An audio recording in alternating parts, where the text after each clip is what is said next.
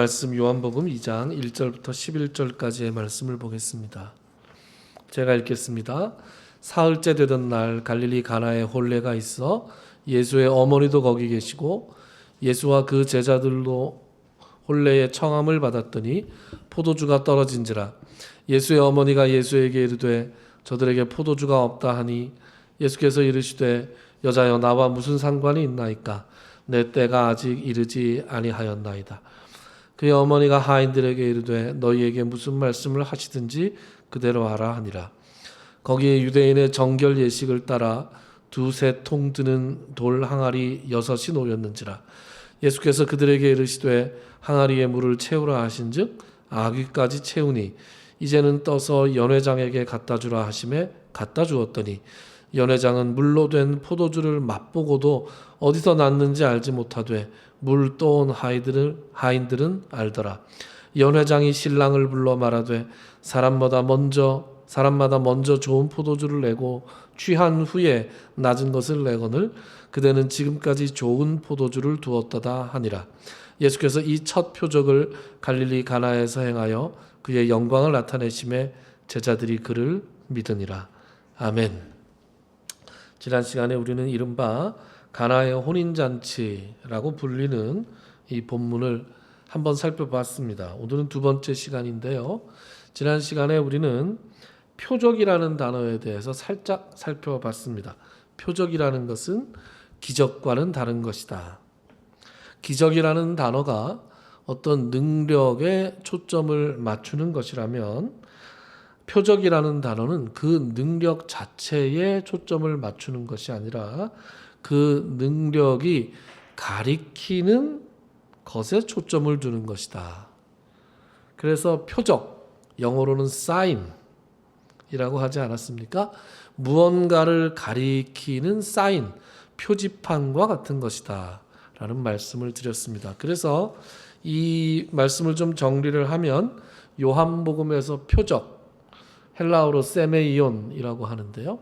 표적은 단순한 기적, 디나미스라고 하는 이 기적이 아니라 예수님의 신적인 정체성과 사역의 의미를 드러내는 사인으로서 사용되고 있기 때문에 그 표적이 드러내는 것이 무엇인지를 깨닫고 그것을 믿는 것이 중요하다라고 말씀하고 있다는 것입니다.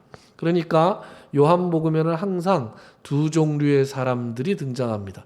첫 번째는 기적을 본 사람들, 두 번째는 표적을 본 사람들. 기적을 본 사람들은 예수님의 놀라운 능력을 보고 그것에 대해서 감탄하고 또 그것에서 파생돼 나오는 혜택을 누리고 그리고 그 기적이 끝나면 또 다른 기적을 찾아서 자기에게 유익이 될 만한 기적을 또 찾아서 다니는 사람들이 기적을 보는 사람들이에요. 반면에 표적을 보는 사람들은 그 표적이 가리키는 내용, 즉 예수님이 하나님의 아들이신 것과 그분이 하시는 말씀을 믿고 따르게 되는 것이죠. 요한복음 2장부터 12장까지 이른바 표적의 책이라고 했는데 이 표적의 책에는 모두 7가지의 표적이 나온다 그랬습니다. 오늘 이 가나의 혼인잔치에서 물을 포도주로 바꾸신 이 사건이 바로 첫 번째 표적이다 라고 했는데 이 첫 번째 표적, 즉 이 첫 번째 표지판이 우리를 안내하는 지점이 어딘가? 그 지점은 바로 11절에 나옵니다. 11절을 우리 같이 한 목소리로 읽어볼까요? 시작. 예수께서 이 첫 표적을 갈릴리 가나에서 행하여 그의 영광을 나타내심에 제자들이 그를 믿으니라. 이 사건 현장에는 여러 사람들이 있었을 것입니다. 혼인잔치니까 신랑 신부가 있었을 것이고 또 그 신랑 신부의 가족들이 있었을 것이고 또 당연히 손님들이 많았을 것이고 그 잔치를 준비하는 사람들, 여기 연회장이라고 되어 있는데 그 연회를 이끄는 사람, 또 일하는 하인들, 또 여러 가지 연회를 돕는 손길들, 그리고 예수님과 그 제자들, 이렇게 여러 사람들이 있었습니다. 그 중에 마리아를 비롯한 극소수의 사람들만이 포도주가 떨어졌다라는 사실을 알고 있었다고 했습니다. 예수님께서 물로 만드신 포도주가 맛이 더 좋았다고 했잖아요. 대부분의 사람들은 무슨 일이 있었는지도 모르는 상태에서 그저 더 맛있는 포도주가 나중에 나왔구나 이렇게 생각을 했고 그 포도주를 그냥 마시고 즐겼습니다. 연회장, 이 연회장은 장소가 아니라 연회를 이끄는 사람이라 그랬습니다. 이 연회장은 나중에 더 맛있는 포도주가 나온 것을 가지고 신랑에게 한마디 하기도 합니다. 보통은 처음에 맛있는 포도주를 내고 사람들이 취한 다음에 나중에는 질이 낮은 포도주를 내는 것이 보통인데 그대는 이것을 반대로 하셨군요. 이렇게 얘기를 하기도 했습니다. 사람들이 처음에는 미각이 살아있으니까 좋은 포도주를 내놔야 이 포도주가 참 좋구만 하면서 칭찬을 하지 않겠습니까? 그런데 시간이 흘러서 취하고 나면 뭐 좋은 포도든지 질이 낮은 포도든지 알게 뭐예요. 그냥 갖다 주는 대로 마시는 거죠. 그래서 다들 그렇게 하는 것이 일반적인데 그대는 어떻게 이것을 거꾸로 하셨군요 라고 연회장에 말하는 것은 참 별난 사람이군요 라고 이야기하는 것입니다. 그거에 대해서 뭐 가타부타 잘했다 못했다 이런 얘기도 안 하고 어떻게 해서 포도주가 이렇게 더 좋은 포도주가 나왔는지 궁금해하지도 않고 물어보지도 않습니다. 그냥 별로 알고 싶어하는 눈치가 아니에요. 참 별난 사람이네. 어쨌든 포도주가 나왔으니 좋구만 하고 그저 포도주를 마셨습니다. 하인들은 이 포도주의 사연을 알고 있었습니다. 9절에 보면 이런 말씀이 나오죠. 9절에 보면 연회장은 물로 된 포도주를 맛보고도 어디서 났는지 알지 못하되 물 떠온 하인들은 알더라 그랬어요. 알긴 알았는데 그 사연에 대해서 그 놀라운 물이 포도주가 된 사건에 대해서 하인들은 어떤 생각을 하고 있었는지 본문은 말하고 있지 않습니다. 그러니까 그 사람들의 생각에 대해서 우리가 알 수 있는 방법은 존재하지 않습니다. 다만 이 사건을 보고 마음의 변화가 일어난 사람들이 있었으니 그것은 바로 예수님의 제자들이었다. 이 첫 표적을 행하셨고 이 표적을 통해서 예수님의 영광이 드러났고 이 첫 표적을 통해서 제자들이 예수님을 믿었다라고 11절에 말씀하고 있습니다.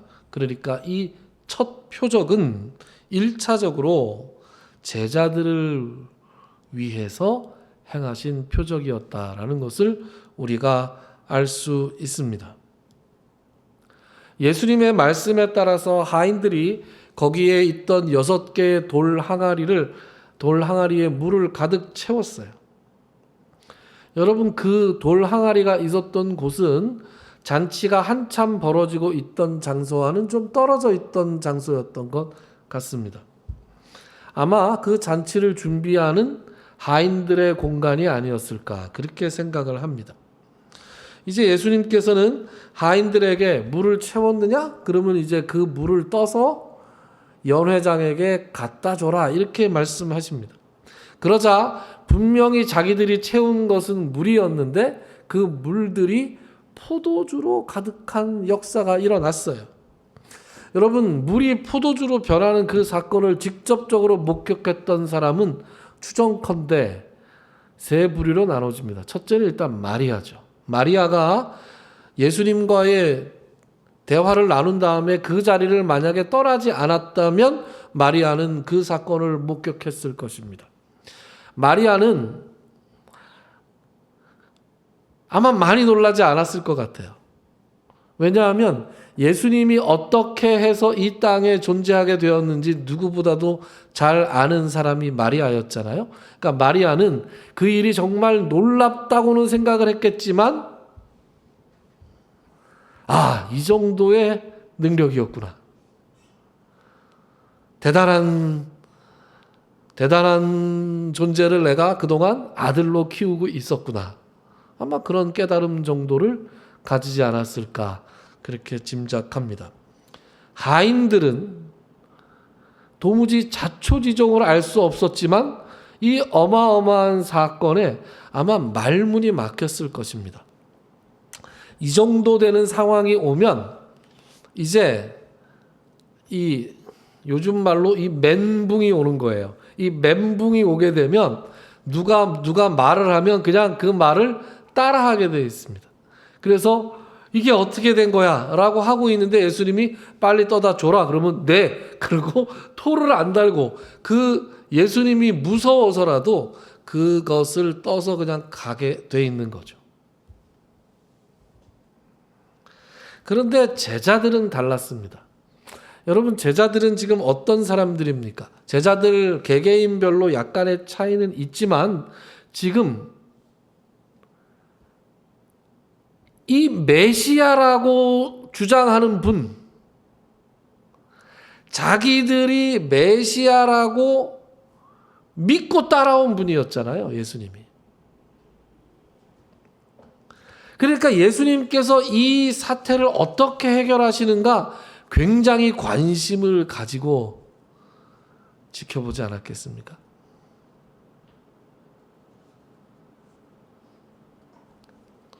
제자들은 스승을 그렇게 보게 되는 것입니다. 제가 우리 학원 애들을 데리고 어떤 음식점에 갔는데 거기에 주인하고 어떤 외국인이 영어로 얘기를 하는데 주인이 영어를 몰라서 아주 애를 먹고 또 이 사람은 영어밖에 할 줄 모르고 한국말밖에 할 수 없어서 굉장히 애를 먹는 상황에 있다고 한번 쳐보자고요. 그때 그 가게 주인이 마침 제가 아는 지인이어서 아이고 저 영어 선생님이잖아. 일로 와서 나 좀 이거 좀 도와줘. 그랬을 때 제가 그걸 어떻게 할지 가장 관심 있게 쳐다볼 사람들이 누구겠습니까? 우리 학원 아이들이죠. 거기서 제가 영어를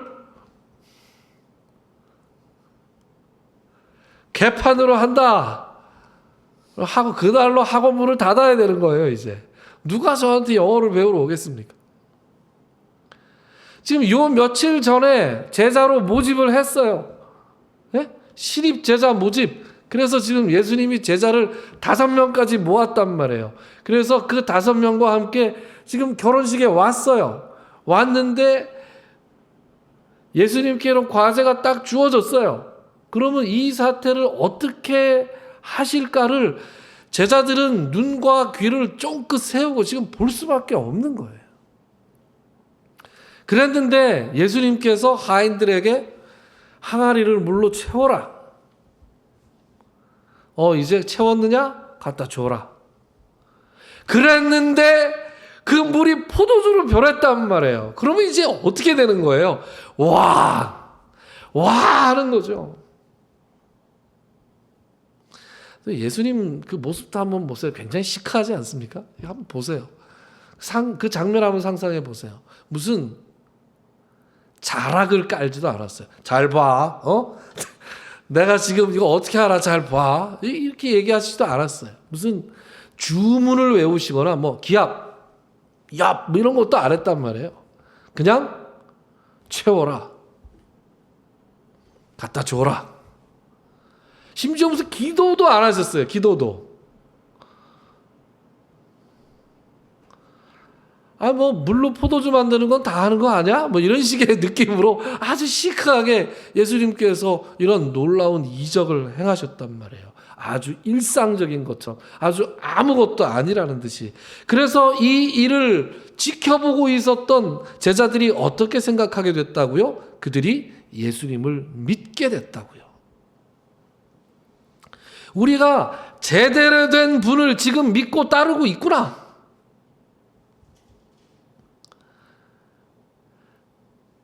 내가 너를 무화과 나무 아래에서 보았다고 해서 나를 믿느냐? 이보다 더 큰 일도 볼 것이다.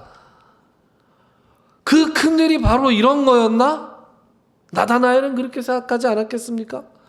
다른 제자들은 몰라도 사실은 제자 5명이 다 여기 왔는지 안 왔는지 잘 몰라요. 그냥 제자들이라고만 나오고, 그런데 힌트가 있는 건 가나잖아요. 나다나엘의 고향이 가나였어요. 다른 사람 말고 나다나엘은 여기 왔을 거예요. 적어도. 그래서 나다나엘만큼은 최소한 이보다 더 큰 일을 볼 것이다. 그래서 더 큰 일이 일단 이런 건가 보다 하고 마음을 먹었습니다. 여러분, 이 사건은 마리아의 요청에 따라서 행한 기적이 아니었어요. 잔치에 온 많은 사람들이 질 좋은 포도주를 먹고 마시면서 즐기도록 예수께서 베푸신 그런 능력이 아니었어요. 요단강 건너편 베다니에서부터 예수님을 따라서 이 잔치 자리까지 온 제자들에게 당신이 어떤 분인지를 알게 하시고 당신을 믿게 하시려고 예수께서 행하신 표적이었다 라는 것을 우리가 알 수 있는 것입니다. 요한복음 1장 3절에 보면 만물이 그로 말미암아 지으신 바 되었다. 예수님은 성부 하나님과 함께 태초에 창조를 담당하셨던 창조주 하나님이시죠. 물을 가지고 포도주로 만드시면서 예수님께서는 당신이 물질 세계를 주관하시는, 물질 세계를 다스리시는, 창조하시고 다스리는 분이시라는 것을 아주 조금 드러내 보이신 것이다. 이런 것을 우리가 알 수 있습니다. 예수님께서 표적을 보여주신 그 1차적인 대상들은 예수를 따라왔던 제자들이었고 2차적인 대상은 누구였냐? 바로 이 사도 요한을 통해서 이 기록을 읽고 있는 우리들입니다.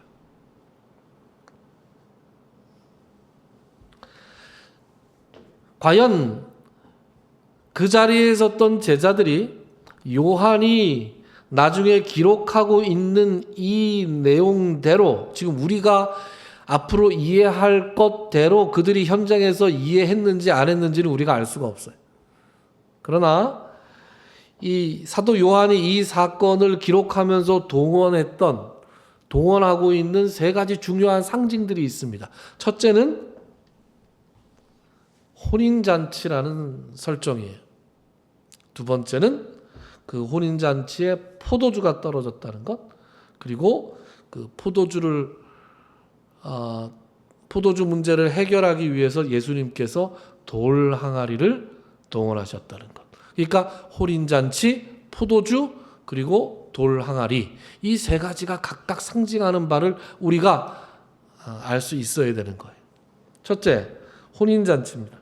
여러분, 하나님은 신구약에 걸쳐서 하나님과 하나님의 백성들 사이의 관계를 일컬어서 항상 혼인관계로 비유하고 있는 것을 알 수 있습니다. 여기 보시면 이사야서 54장 5절 말씀에 이는 너를 지으신 이가 내 남편이시라. 예레미야에 보면 내가 그들의 남편이 되었어도 그들이 내 언약을 깨뜨렸다. 호세아에 보면 내가 내게 장가들어 영원히 살되 공의와 정의와 은총과 긍휼히 여김으로 내게 장가들며 진실함으로 내게 장가들어 내가 여호와를 알리라. 마태복음에 보면 혼인집 손님들이 신랑과 함께 있을 동안에 슬퍼할 수 있느냐? 그러나 신랑을 빼앗길 날이 이르느니 그때에는 금식할 것이니라. 에베소서 5장 남편들아 아내 사랑하기를 그리스도께서 교회를 사랑하시고 그 교회를 위하여 자신을 주심같이 하라. 계시록 19장 우리가 즐거워하고 크게 기뻐하며 그에게 영광을 돌릴세. 어린 양의 혼인계약이 이르렀고 그의 아내가 자신을 준비하였으므로 그에게 빛나고 깨끗한 세마포 옷을 입도록 허락하셨으니 이 세마포 옷은 성도들의 의로운 행실이로다 하더라. 그러니까 신구약 전체에 걸쳐서 하나님과 하나님의 백성은 혼인한 관계, 남편이 되고 아내가 되는, 신랑이 되고 신부가 되는 관계로 많이 묘사가 됐다는 것이죠.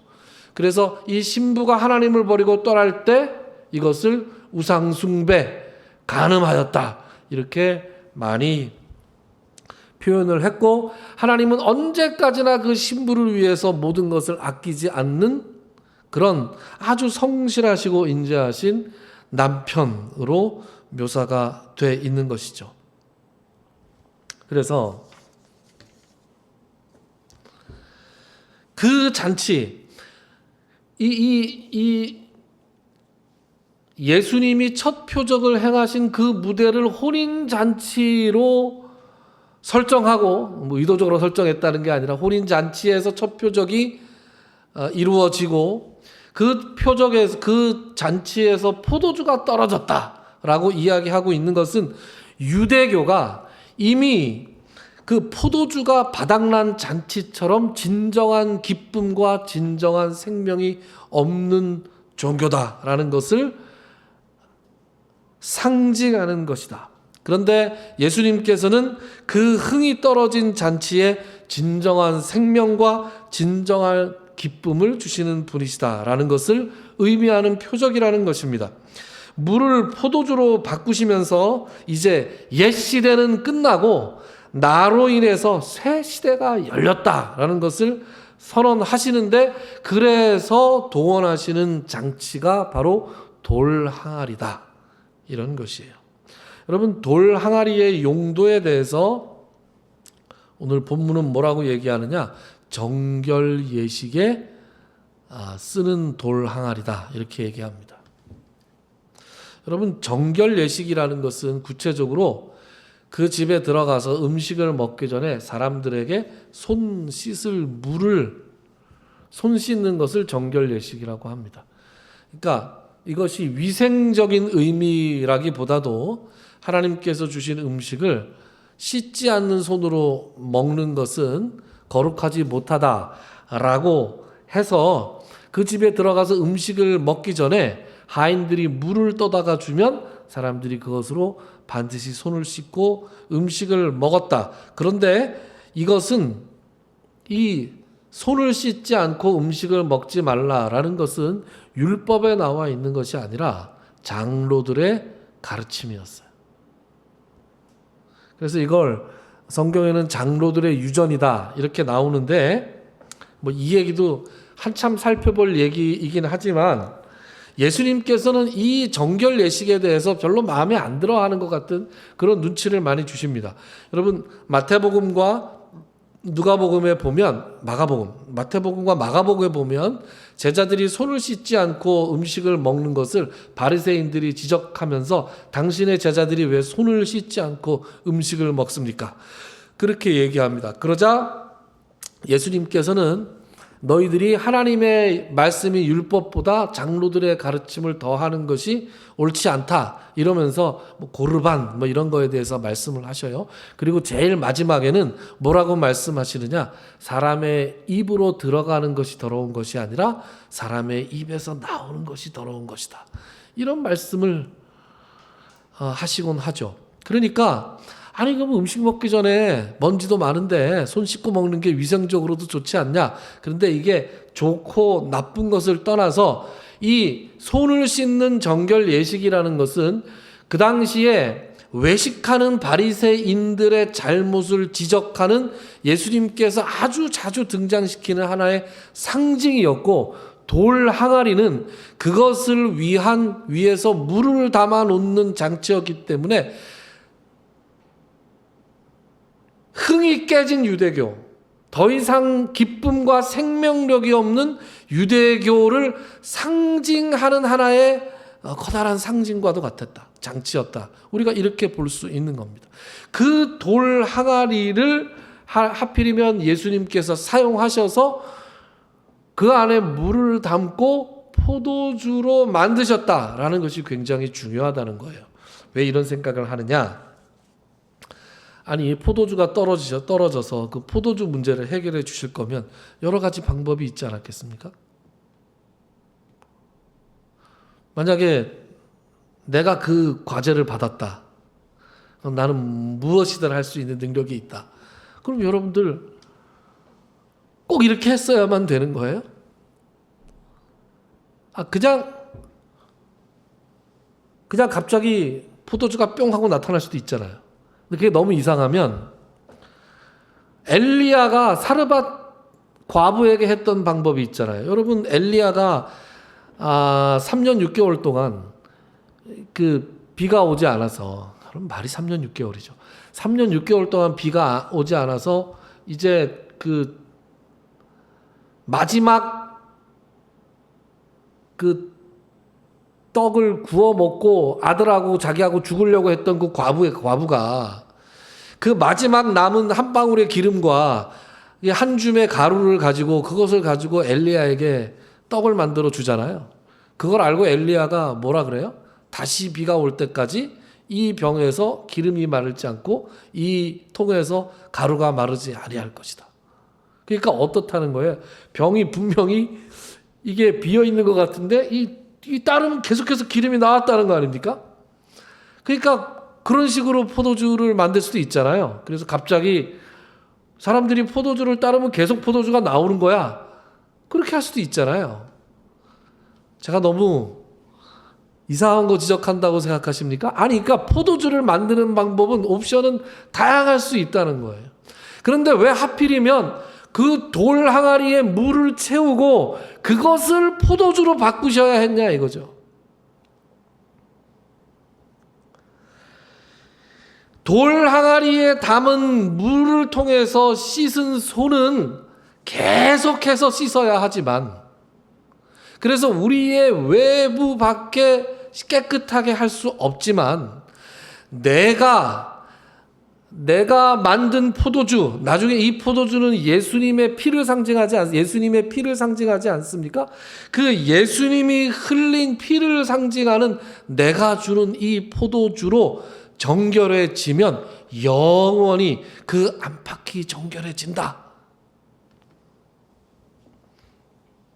율법과 장로들의 유전들로 대변되는 그 옛 언약의 종말과 자신의 피와 살로 새롭게 세우시는 새 언약의 도래를 말씀하시기 위해서 하필이면 그 돌 항아리를 가지고 예수님께서 이 첫 표적을 행하셨다라는 것을 우리가 알 수 있습니다.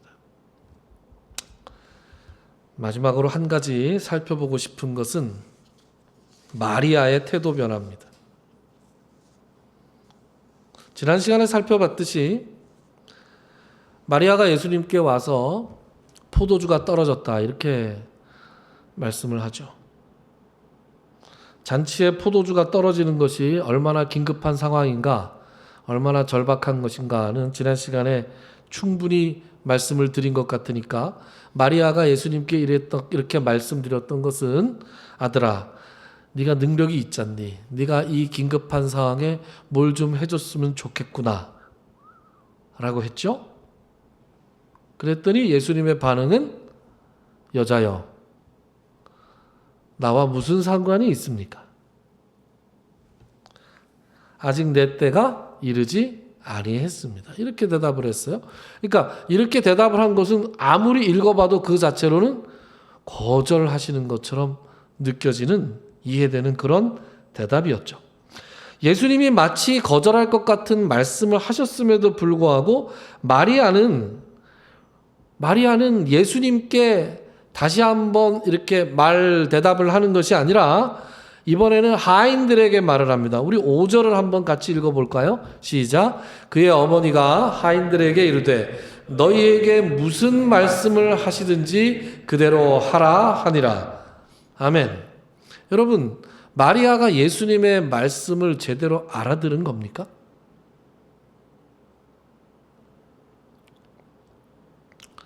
여러분, 예수님의 말씀은 여자여 라는 말씀을 통해서 그게 뭐라 그랬죠? 이제 더 이상 제가 어머님의 아들로서 살아갈 수가 없습니다.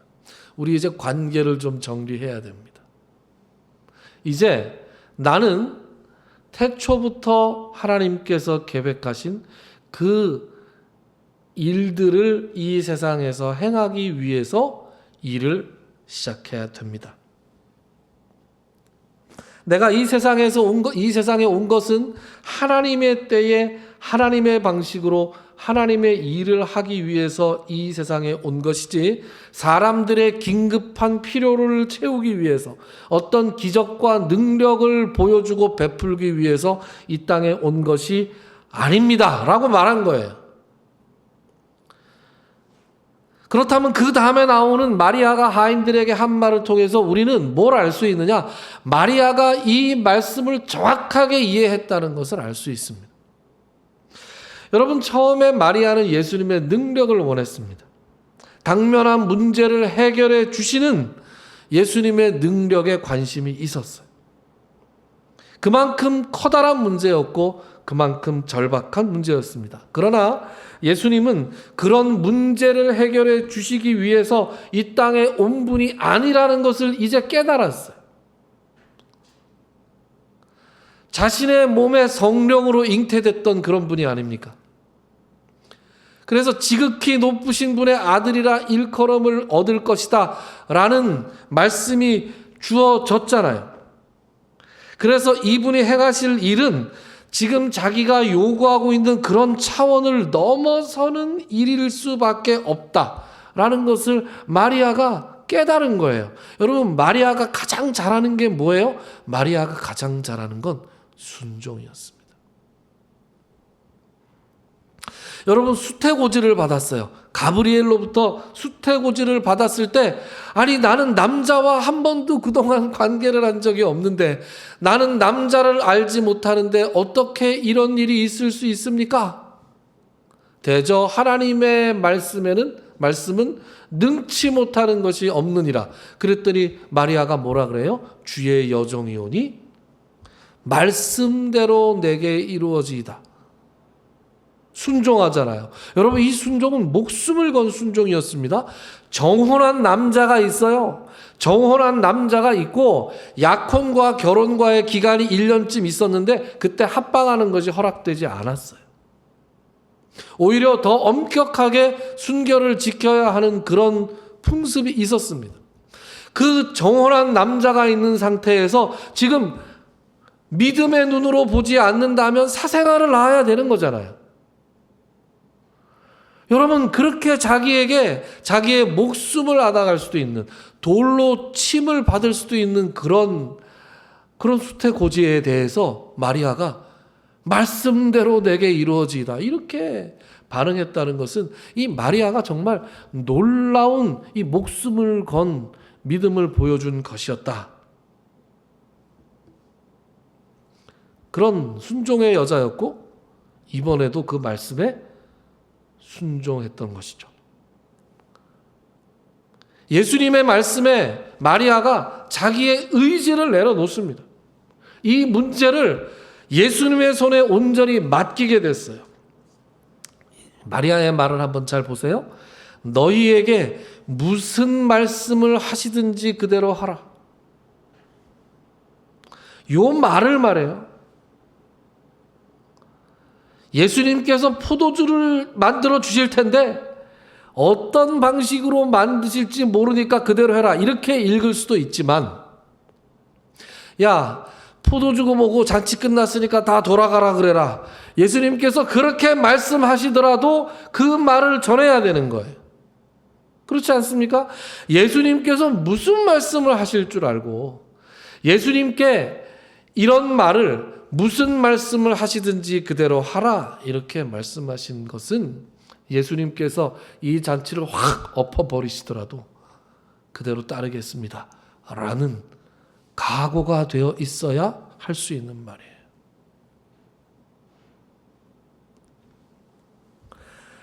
예수님 앞에 자기의 의지, 자기의 주도권, 자기의 목표를 내려놓는 고백을 마리아가 했다. 여러분, 신앙이라고 하는 것은 바로 이런 겁니다. 내가 물론 원하는 게 있죠. 내가 원하는 거 그거 기도할 수 있습니다. 하나님께서 그거 안 들어주시면 어떡할 거예요?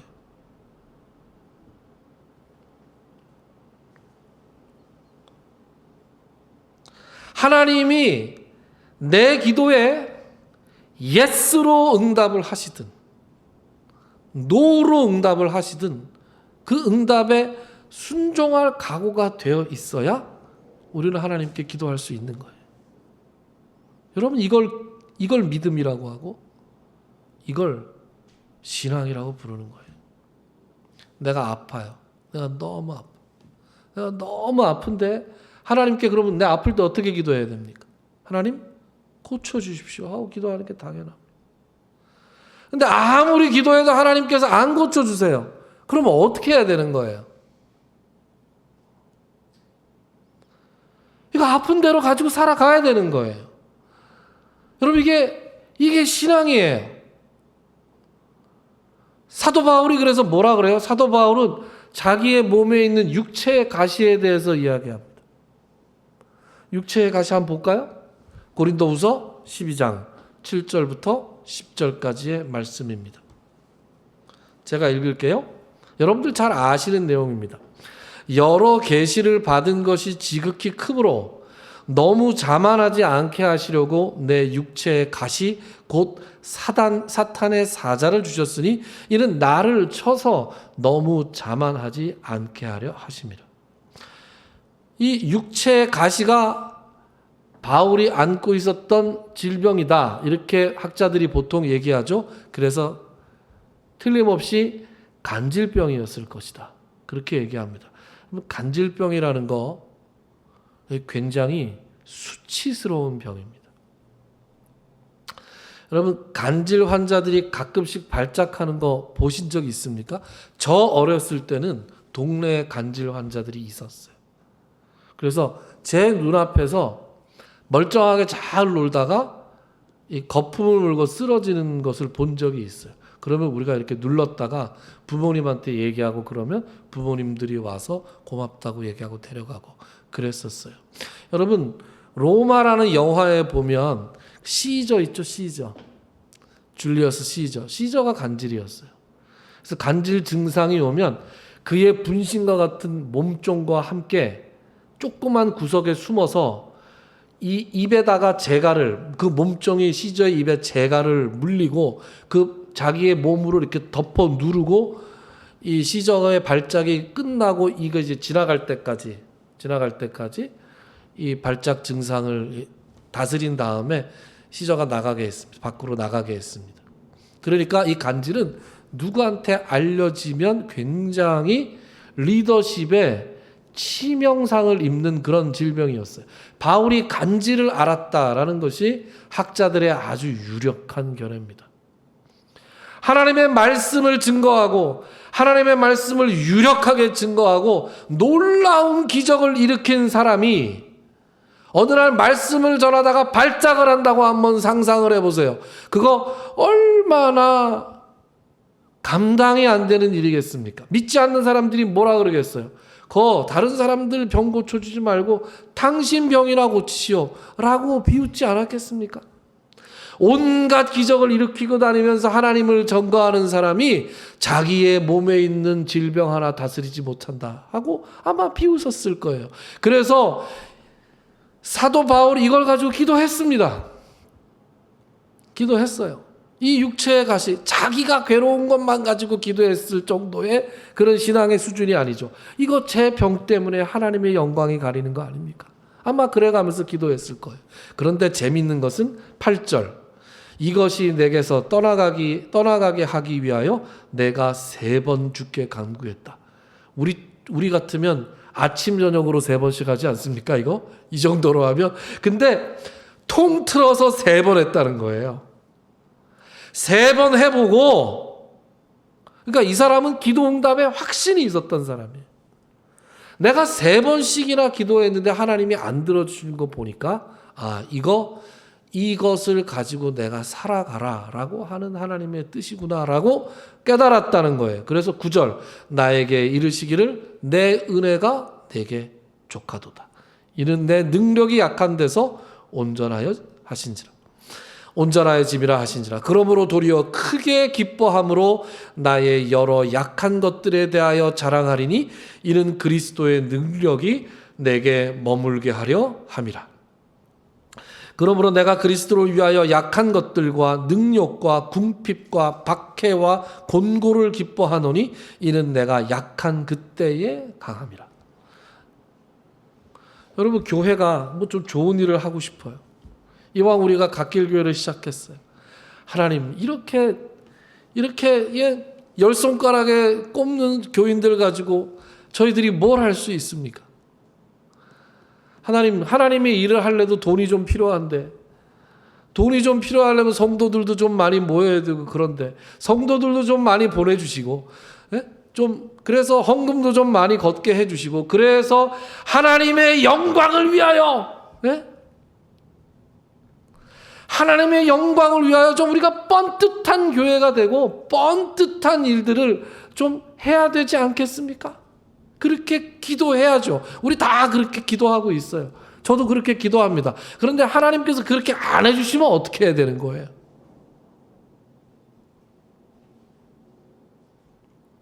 지금 이 모습 이대로 하나님께 영광 돌리는 방법을 우리가 찾아야 되는 거예요.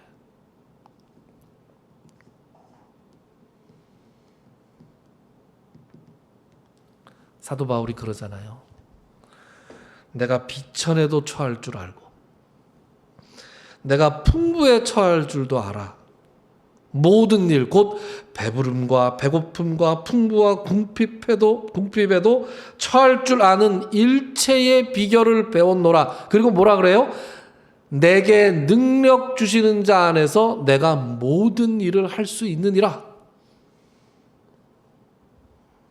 우리가 처해 있는 상황, 우리의 건강, 우리의 재물, 우리의 지혜, 우리의 인간적인 어떤 조건이 하나님의 영광을 드러내는데 필요 조건이 아니라는 겁니다. 우리가 어떤 상황에 있든 간에 우리가 하나님의 능력을 믿으면 우리에게 주어진 그 상황과 조건을 통해서 하나님께서 그 영광을 드러내신다. 무엇을 말씀하시든지 그대로 하라. 하나님께 나의 모든 주도권과 목표와 내 주장을 내려놓을 때 비로소 하나님께서는 우리를 통해서 역사하실 것이다. 그것을 내 개인적인 삶과 우리 교회를 통해서 체험할 수 있는, 맛보아할 수 있는 저와 여러분들이 될 수 있기를 주님의 이름으로 축원합니다. 기도합시다.